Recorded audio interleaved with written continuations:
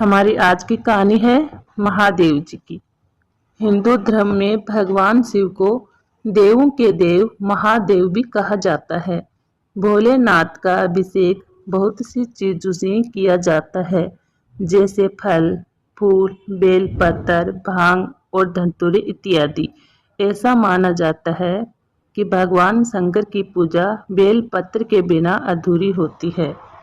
शास्त्रों में माना गया है कि बेल पत्र भगवान को अति प्रिय है। तो आज हम आपको इसी बेल पत्र से जुड़ी एक ऐसी कथा के बारे में बताने जा रहे हैं जो शायद ही किसी को पता होगी। एक पुरानी कथा के अनुसार नारद जी ने एक बार भोलेनाथ की स्तुति की और पूछा कि प्रभु, आपको प्रसन्न करने के लिए सबसे आसान साधन क्या है, अर्थात आपको क्या प्रिय है। नारद जी की बात सुनकर भगवान शिव बोले, नारद, वैसे तो मुझे भगत के भाव सबसे प्रिय है, फिर भी आपने पूछा है तो मैं आपको बताता हूँ। मुझे जल के साथ साथ बेलपत्र बहुत प्रिय है। जो भी भगत अखंड बेलपत्र मुझे श्रद्धा से अर्पित करते हैं, मैं उन्हें अपने लोक में स्थान देता हूँ। ये बात सुनकर नारद जी अपने लोक को चले गए, लेकिन उनके जाने के बाद माता पार्वती ने भगवान से पूछा कि प्रभु, मेरी ये जानने की बड़ी इच्छा हो रही है कि आपको बेलपत्र इतने प्रिय क्यों है।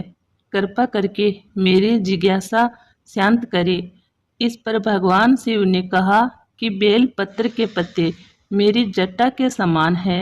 उसका तिरपत यानी 3 पत्ते ऋग्वेद, यजुर्वेद और सामवेद है और उसकी शाखाएं समस्त शास्त्र का स्वरूप है।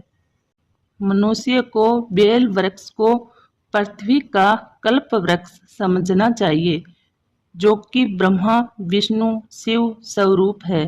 स्वयं महालक्ष्मी ने शैल पर्वत पर बेल वृक्ष के रूप में जन्म लिया था।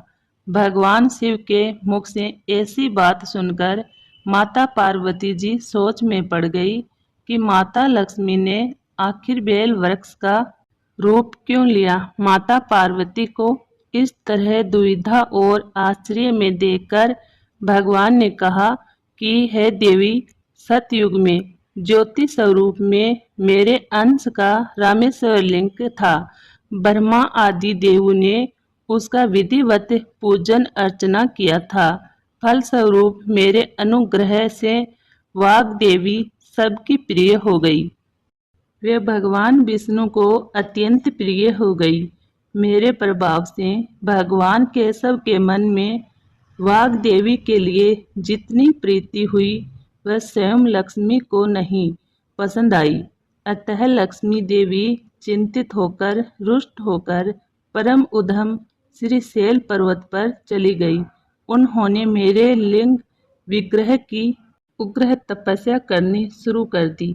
तपस्या के कुछ समय बाद महालक्ष्मी ने मेरे लिंग विग्रह से थोड़ा ऊर्ध्व में एक वृक्ष का रूप धारण कर लिया और अपने पत्र पुष्प द्वारा निरंतर मेरा पूजन करने लगी। इस तरह उन्होंने कोटि वर्ष यानी 1 करोड़ वर्षों तक आराधना की और अनंत उन्हें मेरा अनुग्रह प्राप्त हुआ। वरदान के रूप में महालक्ष्मी ने मांगा कि श्री हरि के हृदय में मेरे प्रभाव से वाग देवी के लिए जो स्नेह हुआ है वह समाप्त हो जाए। तब भगवान शिव ने देवी लक्ष्मी को समझाया कि श्री हरि के हृदय में आपके अतिरिक्त किसी और के लिए कोई प्रेम नहीं है। वाग देवी के प्रति तो उनकी केवल श्रद्धा है। यह सुनकर लक्ष्मी जी बहुत प्रसन्न हो गई और पुण्य श्री विष्णु के हृदय में स्थित होकर निरंतर उनके साथ विहार करने लगी। हे पार्वती, महालक्ष्मी के हृदय का एक बड़ा विकार इस प्रकार दूर हुआ था। इस कारण हरिप्रिय उसी वृक्ष रूप में सवरदा अतिशय भक्ति से भरकर यत्पूर्वक मेरी पूजा करने लगी। बेल वृक्ष इस कारण मुझे बहुत प्रिय है और मैं बेल वृक्ष का आश्रय लेकर रहता हूँ। बेल वृक्ष को सदा सर्वतीर्थमय एवं सर्वदेवमय मानना चाहिए। इसमें तनिक भी संदेह नहीं है। जो भी भक्त बेल पत्र, बेल फूल, बेल वृक्ष और बेल काष्ठ के चंदन से मेरा पूजन करता है, वह भक्त मुझे अति प्रिय है। अगर ये कहानी आपको अच्छी लगे तो वीडियो को लाइक करें, चैनल को सब्सक्राइब करें। धन्यवाद।